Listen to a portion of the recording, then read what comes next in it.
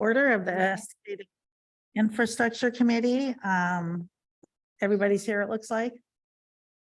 Do we need to do roll call? No. No citizens.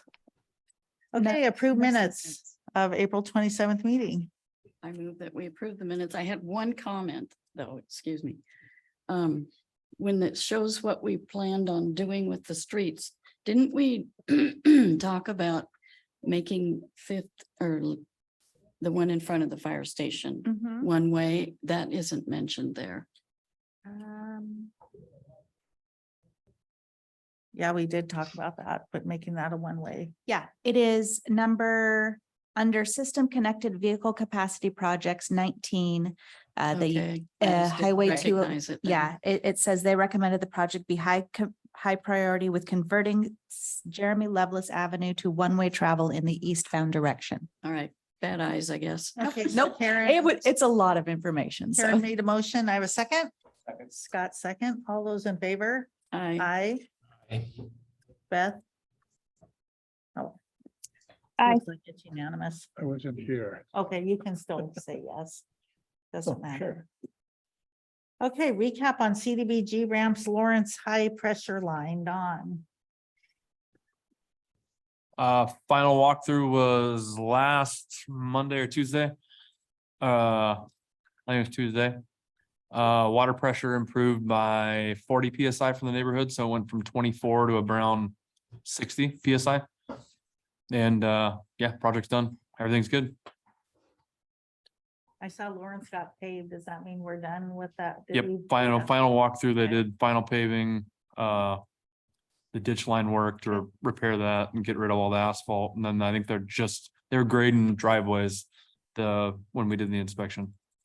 What are CDBG ramps? Are those the ramps around town? Yep. Have we done any? It just went out to Okay. bid. Last Thursday is when they posted it. Okay, And so it's gonna go to council. I think bid closings June 14th, June 12th or 14th, and then it's gonna go before council on the July, I think, got pushed to now. Yeah, I think it's the first, Yeah. first one, I have a first meeting in question. July. Lawrence Road, is gonna take off the main that comes all the way down Copeland? that they put in? no, it Yeah. came from, where'd that main come from? Cascadia Ridge? It's tied in from Curran Creek 2 on a road called Clayton, and then it tied in on our Gardner water line down in a canyon. And so they looped around and then we turned off a valve to where we can made a new pressure zone above our high level pressure zone. It's a different loop, okay? Yeah. Thank you. Any other questions for Don? Aren't you guys putting another tank in up there on Mhm. Lawrence or? Somewhere, right? Yeah. Is that coming up? Oh, no, go ahead, Do you want to talk? about it? Chris. You got it. This is actually, it's probably Dawn rather than Chris, but I'll just talk Okay. about that. Yes, we are planning to put another high level reservoir at 500,000 gallons. And the location we're looking at is off of Lawrence Road between Lawrence and Curran. And right now, close to Lucky Lane is looking good. We have some willing property owners up there, so we're getting an appraisal of some property. And Lucky Lane is the one right by the cemetery Mm. that's up there. And it actually, even though the road doesn't go all the way through, the right of way does. And so it would be easy to connect that down to the Lawrence water line. And it would be least invasive as is possible when you put a 500,000 gallon tank somewhere. So yeah, that's in the works. It'll probably be not until next spring that it's being constructed. You guys put a stub in across the Lawrence Road though, when you did it? Yeah, so there's it's right across, you know where Woodland is? The right of way goes from Woodland, basically straight across the Lucky Lane. It's a straight shot. Yeah. And the right of way is there. So there's a bunch of valve. We have valve. I think there's 4 valves. And for future Lawrence, both ways, Woodland, and then also the other way. Yeah, I was just up there yesterday, so. All right. Oh, yeah. New. I don't know, little spigot type thing there and pretty revolved, but I didn't see it across the street. Gotcha. Okay. Elena, update on wastewater treatment plant. So where we're at, we have not decided on a location. We took it to council at the last meeting. We had run into some issues in the planning process with the site that is near the golf course because of some Clackamas County land use issues. So we're going to have a pre-app with Clackamas County and see if that we're able to go forward with that site. Otherwise, we're going to have to look inside our UGB or inside our city limits for a site. And we do have some willing property sellers inside the UGB. So, but regardless of where it's set, the layout is going to be similar for the site itself. And this was included in your packet. So this is kind of the layout of the building, and you'll see that it has the mechanical building. It has a lot of screening around it so that regardless of whether it's up near the golf course or inside the UGB, you won't be able to see a lot of it. Most of the facilities are going to be located inside buildings. So the only things that aren't inside buildings are just like the roads and things. So what it'll look like from the outside is a bunch of probably prefab metal buildings. So it won't look anything like our current wastewater plant. And it has a lot of odor control, so it won't smell anything like our current wastewater plant. If it's inside the UGB, would then we consider building the shop on the same property? Since it would be closer and moving the shop so we can free up that prime land there? It depends on the cost. Okay, Yeah, if we do move inside the UGB, the cost of the land goes significantly up. And so it probably wouldn't be it wouldn't be like a joint project or anything, but it could be considered, for a possible later move of the shops, because that would be ideal to get those out of there. But if there's not a move to redevelop that area down there, I'm thinking we'll just stay there for a while. And then as things would start to redevelop, or if somebody wanted that land, we could work on moving out. But yeah, if we do have to move inside the UGB, it would be great to move them together, but it's the cost would be. so, but the cost of the piping is gonna be a lot less if you move inside the UGB, Mhm. correct? Yeah, but it's really only like, was it a couple $1 million difference from either from inside the UGB or Mhm. out to the, if we move to the north, so it's not a significant savings. But would you buy maybe more property with the intention that maybe at a later date, the plant would go, or the shop would go out there? Possibly, it depends on, again, the cost, but Mhm. land never goes down, so, well, typically it doesn't go down. So if we could swing it, it would be Mhm. ideal to Okay. get some, yeah, depending on we don't have the exact location nailed down yet, so it would be, that is definitely being considered though. You might before, I don't know, kind of speak, talk closer, but seemed like you guys were looking for like 5 acres or 10 acres. Mhm. Based on what I see there and this right here, it doesn't really seem like you need that much property. Is No, that correct? yeah, this is on a 5-acre footprint. That is a 5 acre there? Yes. Gotcha, Mhm. okay. So no, we don't need a whole lot of land. What is there? We have 8 down there now with the shops, the portal park and the wastewater plant. That's all on 8 acres. it's only on 2.5. The waste is. Yeah. Mhm. So, and this is. Okay, so this is a little more set because we had originally been considering that we would go like kind of a straight route through private property, depending on if we got willing property sellers. Now, we do have enough willing property sellers that we could make it all the way up there, but it's a very zigzaggy route and it would be considerably more cost and then more maintenance because it's not going to be straight. So we have been talking with actually Oregon Parks and Rec Department about putting it under where the Cazadero Trail would be. And as part of that project, potentially building part of the Cazadero Trail in that. So- Paving it then too? or? No. Just gravel. So the 2 million you say difference in the pipe, the less piping we'd need, does that include the land purchasing? That you would have to purchase going out there? Yeah, we would just be purchasing easements, and I don't have that list in front of me, but when the engineers were calculating it out, the increase in the cost of the land to develop in here, and we have a longer outfall to get to the rip. So there's a lot of things that were like switching back and forth. I'm pretty sure they included, I don't know if I'm sure they had estimated what it would cost to get those To easements. get the easement from the, For the pipeline. But yeah, even with that, it's still, it would be less expensive to move inside the UGB, but just by a small amount, And relatively speaking. regardless of where you have it, you need to have the pre-app with the county, right? Because you have to go out of the UGB for the pipe to the outfall, right? Yeah. Yeah, Okay. that's true. Okay, yeah. Yeah, even if it is in the UGB to get Mhm. to the river, we would not be. right. Mhm.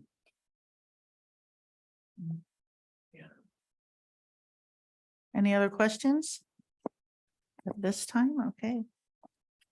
Natural hazard mitigation plan, Elena. I'm, Ryan and Beth, let me know if you can see, because I'm going to share the screen. Mhm. Mhm.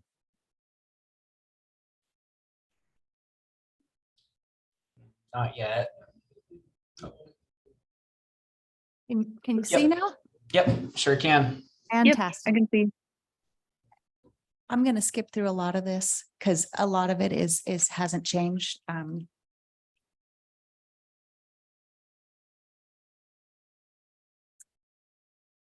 On Yes. that, I think, is that where it says about wildfires? Not Uh, yet. Okay, never mind. No, I- this is so this is the hazard analysis matrix, and this has changed considerably since the last time due to the wildfires. So we moved up our hazard ranking so that wildfire now is number 1 in our hazard ranking. If you look at the paragraph above it, though, I don't think it got changed because I think it's wildfire is included in the low priority. Thank you. Did you already know that? No, I did not. Oh, I missed okay. that. Okay. So. It's that a just- draft, so And I kept yes. looking, I think I don't know which one was wrong. No, So the graph is Okay, correct. okay. The paragraph above needs to Okay, be edited. yeah, Yes. that's the only thank you. thing I found in the. Okay. So, yeah. Have extra eyes on. Yes, yes. So obviously we significantly raised up wildfire, but we also, because of the wildfires, feel that there's going to be an increased risk for landslides and debris flows that could impact especially our water system as if it comes down the river. So that also went up too.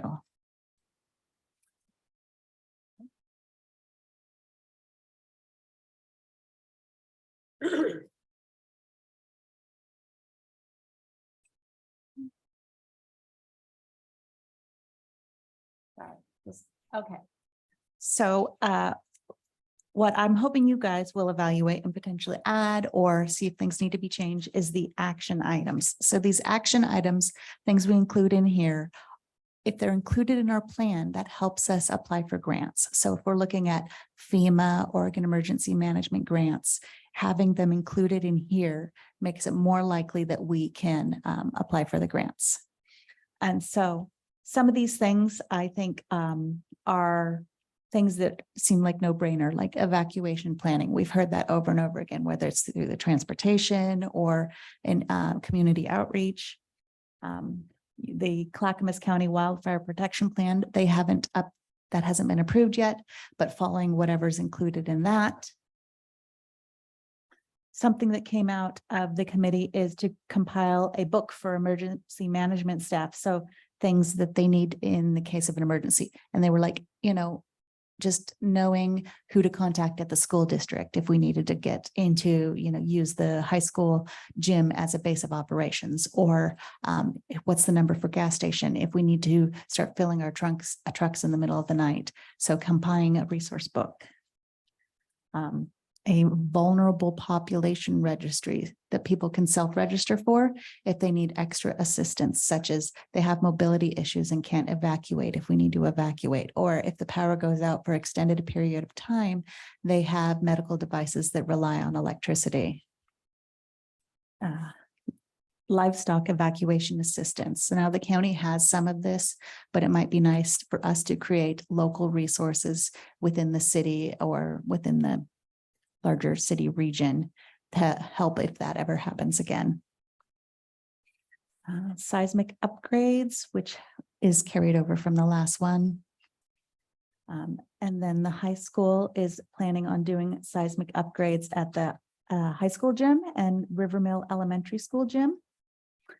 And then I know that this was big from Public Works, is to create a system where residents can report things that are interfering, that Public Works can take care of, like if there is limbs in the street or, there's things blocking the road. And then there's a lot of education in here. So ice storm and there's some education on vegetation management, on drought prevention. There's a lot of different educations in here. The fuel storage, establishing a fuel storage facility that emergency management people could use that does not require electricity, whether this is some kind of gravity or it has a battery or generator, whatever. And cooling stations, the high school is working on this one. And looking for more warming and cooling stations at other places in town. Because I know the school district, they might not be able to do it if it's during the school year when they have students in there. So is there another place in town that could be a cooling station or a warming station?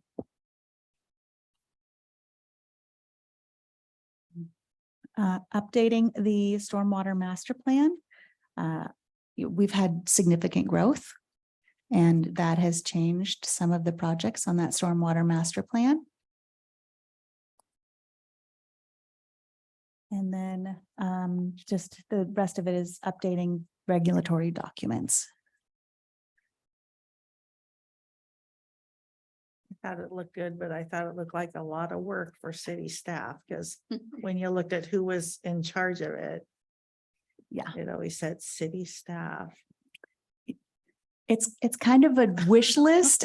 I think that everybody realizes that we aren't going to get everything done on here. But if we want to get anything done and apply for grants, it needs to be on the list. Would you possibly be using social media to find out your resources in the area? Just put out feelers and. Yeah, I'm like for the vulnerable population registry, I'm sure we'll use social media to get people to sign up for that. But even like for warming and cooling centers, there might be, well, like the community center might be able to do that. We would use it to promote it if they had signed up for it, but there's like training and there's some legal things that they have to do in order to be an official warming or cooling Right. center. Yeah.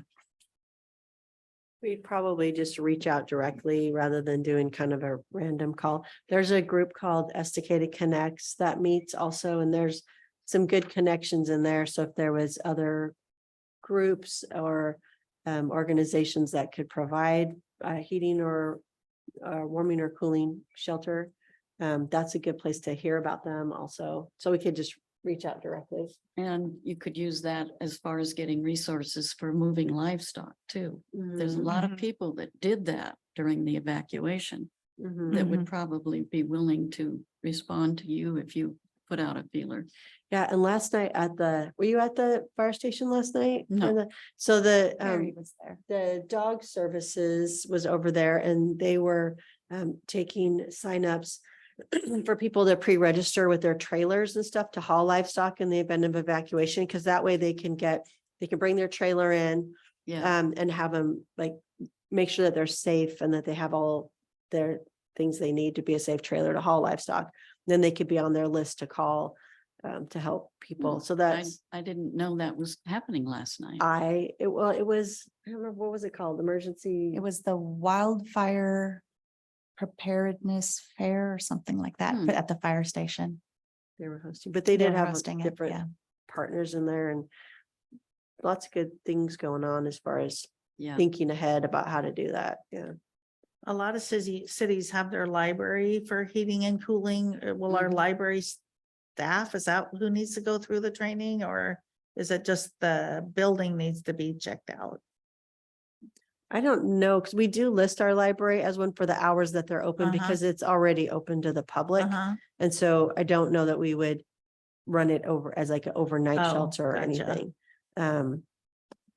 With the, not with the regular library staff, but if we needed to in an emergency, we could. Probably Okay. we'd probably request help from the county on that.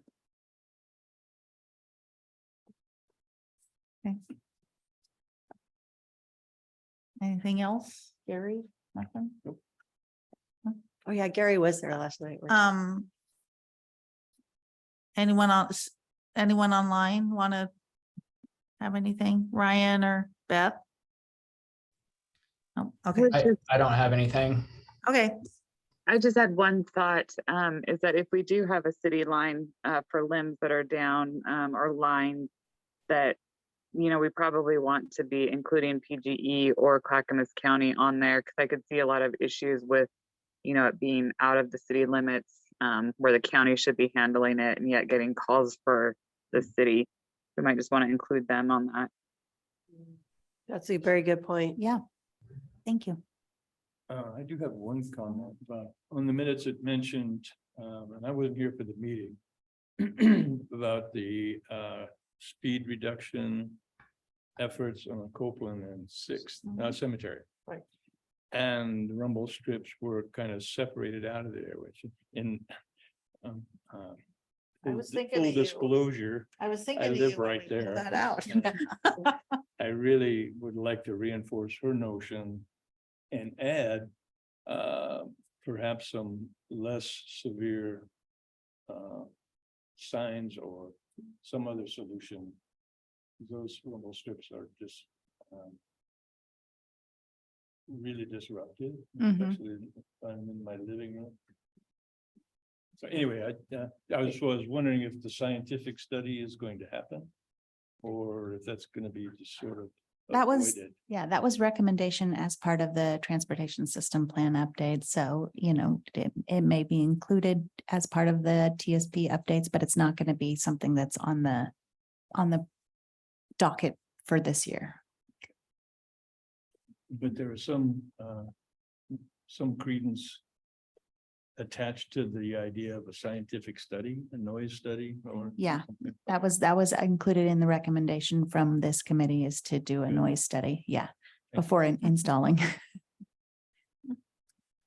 They don't pay much Nope. attention to the speed signs. Beth has her hand raised. Oh, yeah, no, I was thinking of one of those that had, like Sandy has right by their Minnick Park, Mhm. if you've been that way. It says you are They- going. Yeah, and I think we have one Oh, that, also, right? yeah. that'd be a good idea to put Be- one there. We, we had a long discussion after the meeting, so maybe I'll mention this now to get it in the minutes.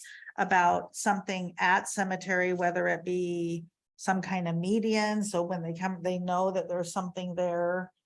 You know, when they come around the corner, because right now they just come around the corner so fast and.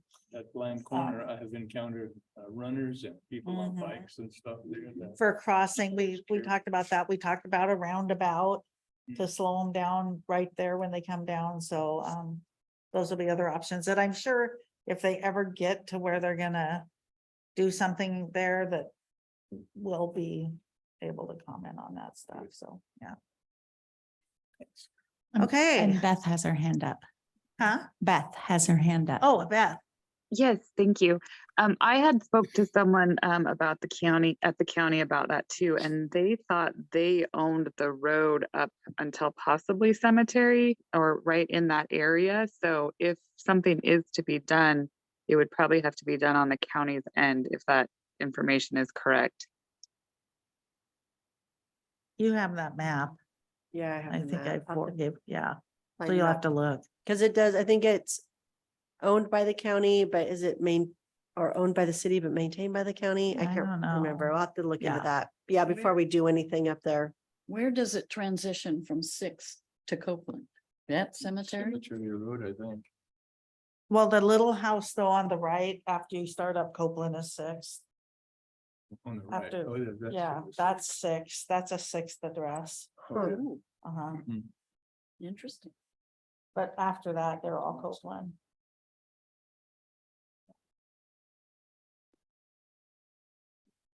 I think that got brought in when the top, along the top up here, they had to, they annexed in all the way down to Copeland because they had to put in that storm drain. There's some kind of Yeah, storm drain. there's storm drains goes through there and I think there's a water main. Yeah, partway so they down, but annexed it- all that in. We've never maintained past that catch basin right at, you can see our city limit signs right there. Mhm. And I think that's where the county's jurisdiction takes over. Yeah. I'm not sure, but I know that they maintain that. We've never maintained past cemetery. Yeah.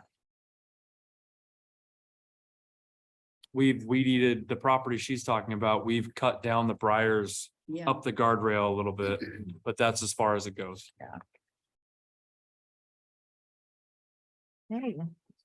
Okay, water master plan update, Melanie. Okay, this is pretty quick, but we are going to be updating our water system master plan. The last time that was done was 15 years ago, which was 2008. And we're, as far as population growth that was estimated in that plan, we're about 5 years faster than that plan estimated. And so we will be doing this. It'll probably take place in January is the estimate from the engineer. It won't take a real long time. It's like a month project. And we're applying for grants through the state. A technical assistance grant and a sustainable infrastructure planning project, a SIP grant. Those are due in September, so we'll be applying for that second one later on. This update will it will address two big topics, one being growth and how to plan for that projected growth over the next 20 years. And then the other one is seismic and what the seismic needs of the water plant are. I believe the last plan that we did not address the seismic needs. So this one will just a quick summary. It'll give a description of the existing water system. We have had changes over the last 15 years. And then it'll work on an estimate of the projected growth to take us out 20 years. Identification of alternative solutions to meet future demands, including environmental impacts and capital operation and maintenance costs. So looking at, I'm not even sure exactly how what's going to come out of that, but looking at different ways to meet those demands that we're going to have. And then looking at I thought I had this highlighted on here, but maybe I didn't. Looking at how can we increase our, right now, our water rights out of the river are 2.6. I always get these numbers mixed up, 2.6, but we can make water at a rate of 1.8. So we can, if we upgrade the plant, we can make more water. We can also increase our, our high need days by having additional storage, which we put in the fourth reservoir, a couple of years ago, and now we'll add a fifth one in this next fiscal year. We'll be adding, so in the springtime, we'll be adding another one. So we'll have 5 storage tanks, which helps. But how do we meet those needs and how do we get additional water rights? Or where do we get additional water from? It did say, as the engineers were writing in this, that and Chris, you can probably confirm better than I can. I'm just reading what was written by engineers. The plant can serve peak day demand, so that's in our summertime, for approximately 5,700 people. So we are right there, which makes Chris work hard. I expect we'll be at our peak demands this summer. Which is really critical to make sure that we have redundancy by putting in that 5th reservoir this year. And then just being able to keep those reservoirs full. That's how we'll compensate for those peak day demands. But yeah, so we'll be working on getting this master plan update done and then see what projects come out of that. And did you want to add anything, Chris? No, Not really. I would just say it's gonna be a lot of work doing everybody's really focused on the wastewater right now. And it's gonna come to a screeching halt, I think, in the next 2 summers that we're gonna be doing both of these treatment plants at the same time. So we need to be making good decisions for the future for the city. and we did upgrade or make a change to using a UV system, which helps. I don't know if that helps capacity slightly because it can run It through the plant faster, but doesn't really help with capacity. It allows us to lower our chlorine that we put into the system. So I don't know if you've noticed as a city resident that the chlorine levels have been down since February. So we might not get the odor issues as bad this summer. that'd be Um, helpful. And so will they be considering wells too? Because I know there were a couple wells, one in the industrial park that maybe we could take over and one out Off of Hinman. there's somewhere one. else. And so, I mean, could Mhm. are those gonna be considered as maybe backup or extra? I don't Yeah. even know if they'll help, how big they are or anything. Depends on the size of the well and Mm-hmm, the volume it'll produce, but mm-hmm, we just need to brainstorm ideas on how to get more water. right, We're not gonna be able to get it with our existing water right now out of the Clackamas unless we purchase a right from somebody downstream that's willing to give it up. Mhm. and are we still trying to pursue getting a credit for what we put back in at the wastewater level? It's something that we've looked into. Mm-hmm, We can't. The problem with that is we have to take the water out below the wastewater discharge. So Oh. it has to be a mixed, oh, so we can't just get that Okay. credit and take it out upstream. It's got. I gotcha. It was a little more complicated and it was only like up to what, 500,000 gallons. Yeah. And So, you'd have to I- build yeah. a pump station and down below the Yeah. existing and okay, but if we could acquire some water rights from some of our neighbors downstream, we're going to be talking with Clackamas River Water Providers, which is that consortium of the folks that pull water from the river. And if we're not sure how much, like if they make 30 million gallons a day and they have 60 million gallons of water rights, they could maybe share some with us. yeah, if we could get a little bit from each one would be Mm, super helpful for us. If it's tight for them though, then I'm sure they're gonna want to Mhm. hold on to theirs, but. So wells and then acquiring other water rights, those are both being looked at. What about retention ponds? I mean, that's what City of Portland does, right? They have Mhm. those giant ponds up on like Mount Scott, not Mount Scott, but Mount Tabor. mhm. What if we build something like that where one, it's gonna help with seismic? Cause I always go to that, like that always concerns me the most because what's gonna happen when we do have a major catastrophe Mhm. and you know, those And- tanks, I'm sure maybe some might be in use or operable, but maybe, right? And then what? Yeah, the newer ones are built with seismic considerations, aren't they? The new. Like Res 1 is in the ground already. And then, It's a concrete lagoon in Mhm. ground mhm, with a liner on it, but all the rest are steel bolted tanks and mhm. I guess it all depends. Yeah, so we will be considering that, but I don't know about having just an open reservoir. I don't know if that would serve the purpose better than having it in an enclosed area, Well, if but. you could maybe, like you said, offset your peak days versus your non-peak days and fill that up and then have that be Mhm. going into it, or Extra. I don't know how big those retention ponds are and how many gallons they can hold, but you know. Something to think about though, yeah, okay. I feel like we have so much. It's hard, water it's here. hard to store treated water yeah. that long. It would have to be raw water that you'd have to cycle back to The treatment the plant, treatment yeah. plant. And I You gotta don't, build a treatment plant to be able to treat that much. I don't know how City of Portland does that with open reservoirs. I don't know how they do that. I know they had trouble for a Lot of while, chlorine. with people throwing stuff into it. Well, even it's like birds. like- Yeah. Yeah, they had a anything. bird Any that animal. died, it's like Anything. they- Yeah. And you but- have issues with evaporation then. So, For sure. you know, as opposed to the closed tank where. Yeah, But- The water rights. Well, Mhm. both. But the It's treatment, both. well, it's Yeah. both because the treatment plant, what they can make. We make Deal. 1.6 We a can day, make 1.8 right now. 1.8. But our water right is 2.6. So we have an extra, what is that, 800,000 gallons a day. That if this plant was upgraded, we could make that much more each day. Yeah, And then we'd be tapped out until we can get more water rights.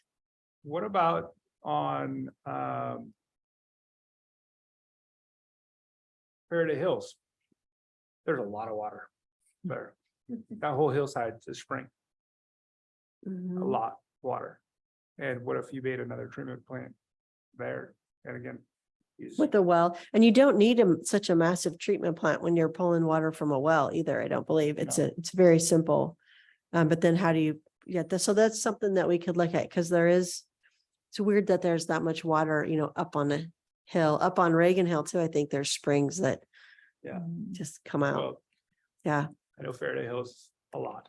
really. It's concerning for sure, I would think, as a resident up there. Okay, good to know. And then there is a well that's, I think, just off of Hinman. That we're looking at for emergency use, like if something happened and we couldn't. Couldn't run the plant, or we couldn't, even if the plant and the reservoirs are all okay. What about all the pipes in the ground, if they shift and Yeah. the pipes in the ground won't work? So what if we have to distribute water? Just to individuals in containers or whatever, that could be that well, if it would still. If it was still working, could be an emergency source, but it also, we'll have to look around it where we could get other rights to do that. I know one time we talked about, most of the peak usage isn't so much from the resident, it's the irrigation, the Mhm. watering and all those things. Obviously to redo your whole infrastructure and put all new separate non-treated lines for Mhm. that and have a treated line for your consumption. Mhm. But what if you had, I'm thinking of just stuff. But like in your storm, I don't know how much capacity you have inside your storm. Where you I know we do microbursting, right? Or bursting. Yeah, pipe bursting to, yeah. But what if you put another pipe inside your storm? That is used for the irrigation non-consumption line. Again, this is a major project, Yeah. but at least you're not tearing up every single road, every single place. Mhm. And you have storms going to, And maybe especially just for like the school, the big, maybe it only goes to a handful a of places, few are like the biggest. consumptions. neighborhoods, like. I know the ones that have those built-in timers, isn't that the ones, the newer houses? Right, and maybe working with the HOAs to where they're not requiring people to water their lawn all summer. Maybe Yeah. people could let their grass get a little browner in the summer and not have to water all summer, because I think some of them do require that. Or the turf lawns, Yeah, I remember I mentioned that before, it's like last summer or the year before, but. and working with a- the, A program, like have some sort of reimbursement or something to offset that cost for turf. Mhm. Obviously, it's kind of strange having turf in the Northwest, but it's everywhere. I mean, it is everywhere. And then, Well, the high school bills Education. should go down. yes, it should. And education for students, because I think we see soon as school gets out, water use goes up, and it is a hotter time of the year, so it could be coincidental. But as soon as they go back to school, then water use starts to drop.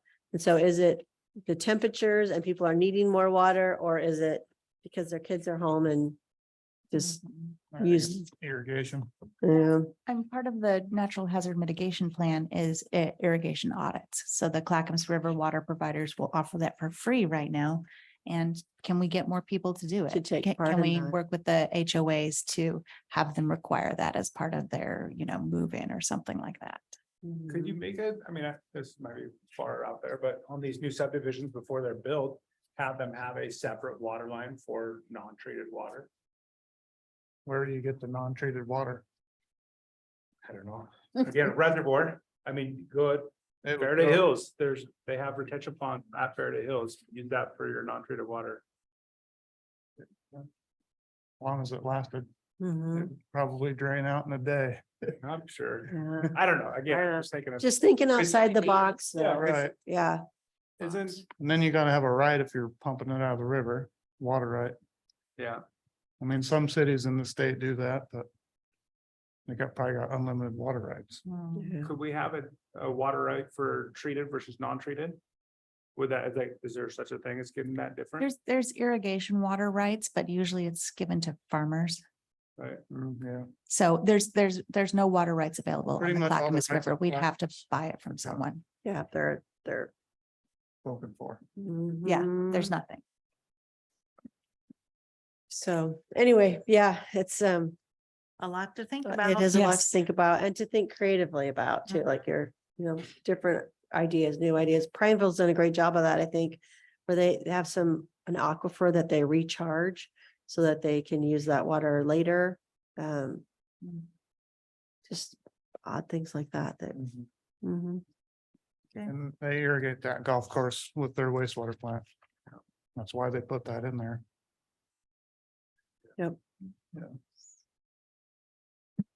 Anyway, so Okay. next spring you should be able to take a look at So- the new water master plan. So we'll look at this January, February, whenever it's happening. Right, and see what the recommendations are Yep. for that, Okay. yeah.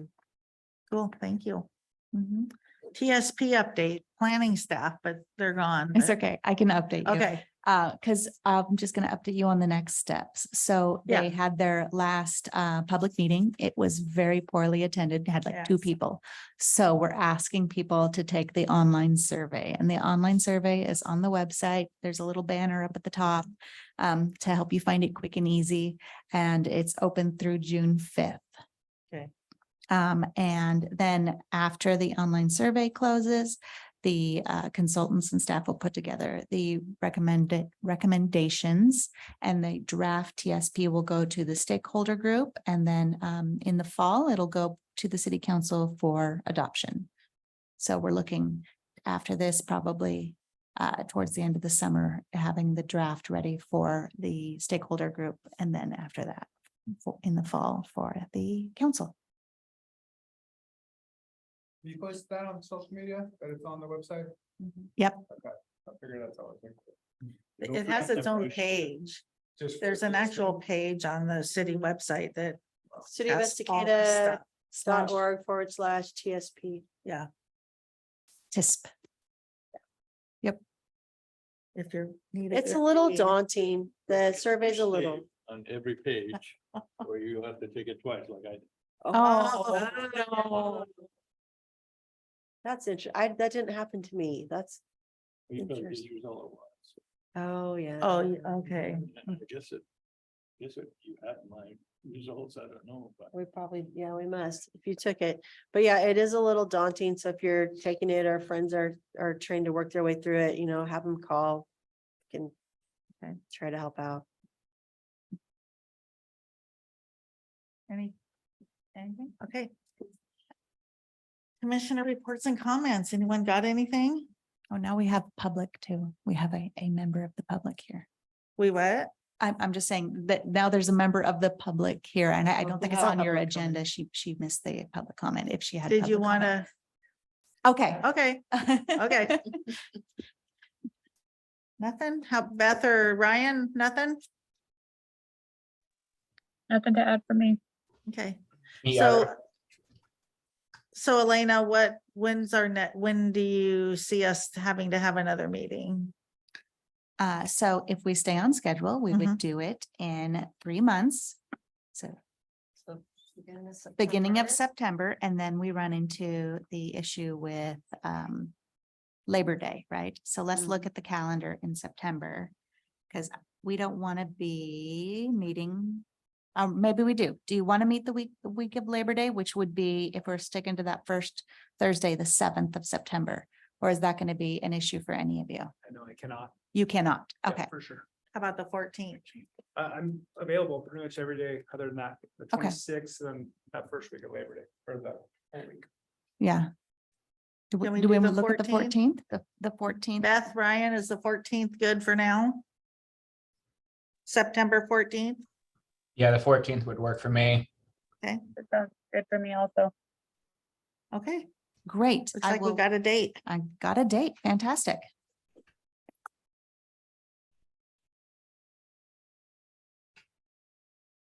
Okay, well, this meeting is adjourned. Thank you. Thank you.